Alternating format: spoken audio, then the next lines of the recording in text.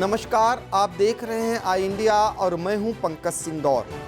बहनों भाइयों, आपको आज जो हम बताने जा रहे हैं वो आपको सिस्टम और व्यवस्था की हकीकत को रूबरू कर देगा। आप देख रहे होंगे कि चुनाव को लेकर कितनी सटीक तैयारियां दलों के लोग करते हैं, लेकिन कोरोना काल की जब दूसरी लहर आई तो उसमें इनकी तैयारियां या सिस्टम की तैयारियां किस तरह की जा रही हैं, ये हम आपको बताने जा रहे हैं। तो सबसे पहले हम आपको बताएंगे कि गांव की सरकार बनाने को लेकर इस बार जो कोरोना गांव-गांव तक फैला और वहां पर मातम का जो दौर शुरू हुआ वह आगे चलकर कितना भयावह होगा यह फिलहाल कहा नहीं जा सकता, लेकिन इसके बावजूद उसको रोकने की दिशा में कितने प्रयास हो रहे हैं ये भी हम आपको बताएंगे।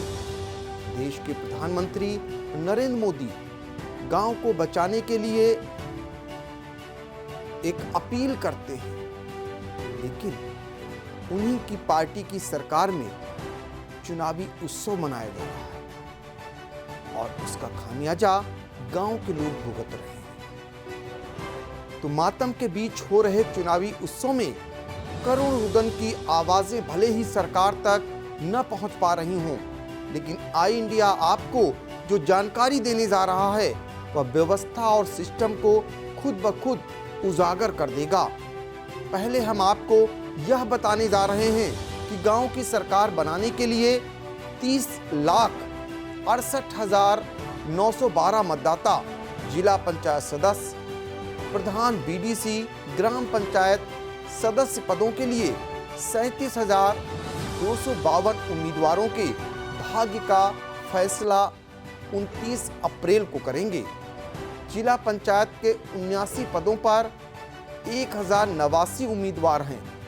प्रधान पद के 1596 पदों के लिए 13,581, बीडीसी के 1978 पदों के लिए 9,023 और पंच के 20,182 पदों के लिए 13,559 उम्मीदवार मैदान में हैं।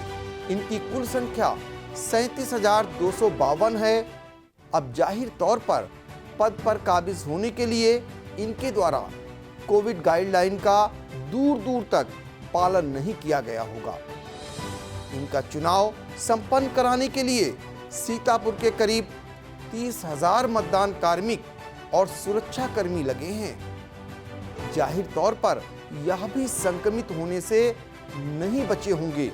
कोरोना की दूसरी लहर कितनी जानलेवा है, इसका अंदाजा इसी बात से लगाया जा सकता है कि चुनाव ड्यूटी के दौरान जहां कोरोना संक्रमित 3 एआरओ की जान चली गई, वहीं चुनाव प्रचार के दौरान कोरोना से संक्रमित हुए प्रधान पद के 3 उम्मीदवारों की मौत हो गई।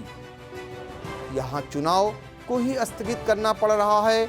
अब आइए कोरोना की जांच की हकीकत को भी आपके सामने रखते हैं, जिसके लिए सरकारें, शासन, प्रशासन चीख कर कहते हैं कि जांच जरूरी है, मगर 1 अप्रैल से 27 अप्रैल के बीच मात्र 50,670 लोगों की ही जांच हुई है, जबकि त्रिस्तरीय पंचायत चुनाव के उम्मीदवारों और मतदान कार्मिकों व सुरक्षा कर्मियों को मिला दें तो इनकी संख्या 70,000 के करीब हो जाती है।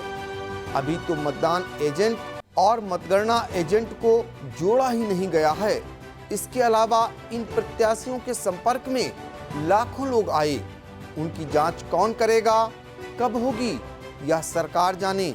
गौरतलब बात तो यह है कि देश के प्रधानमंत्री नरेंद्र मोदी गांव को बचाने पर जोर दे रहे हैं, फिर गांव की सरकार बनाने और लोगों को कोरोना से मरने के लिए कौन मजबूर कर रहा है। सरकारी आंकड़े कुछ भी कहें, चुनावी उत्सव के बीच राम राम सत्य है कि गूंज दबी हुई है, लेकिन हर कोई इस बार अपने को भगवान भरोसे मानकर चल रहा है। हम आपको बता दें कि इस बार पंचायत चुनाव को लेकर भारतीय जनता पार्टी ने जो तैयारियां की, शायद उसमें कोई चूक नहीं बची।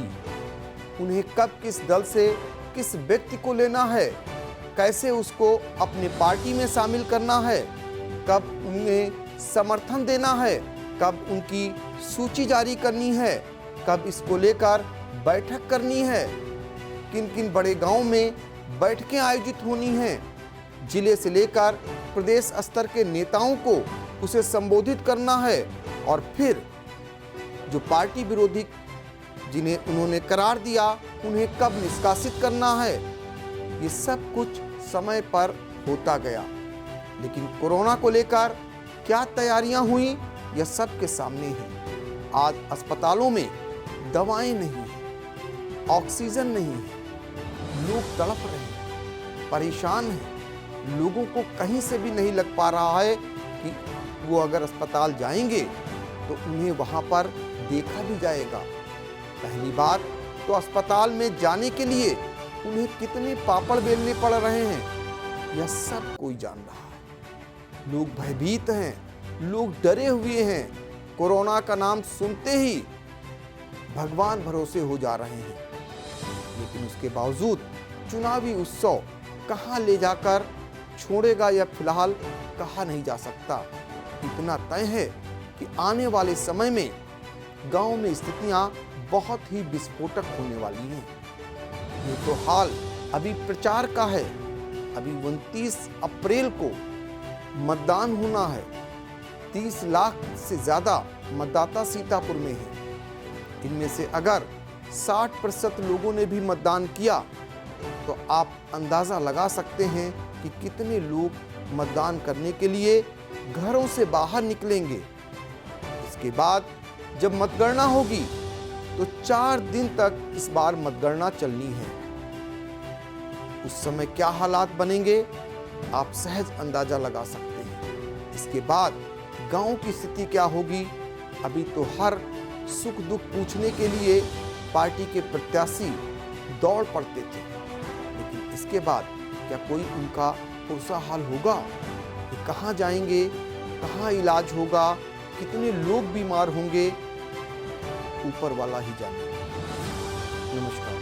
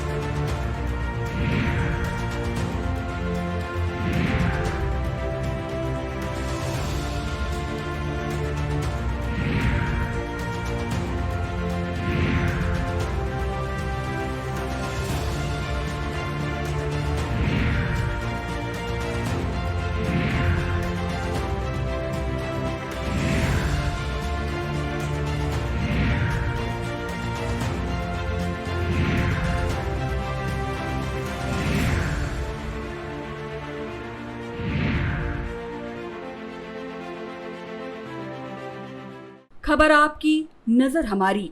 देखते रहिए आई इंडिया।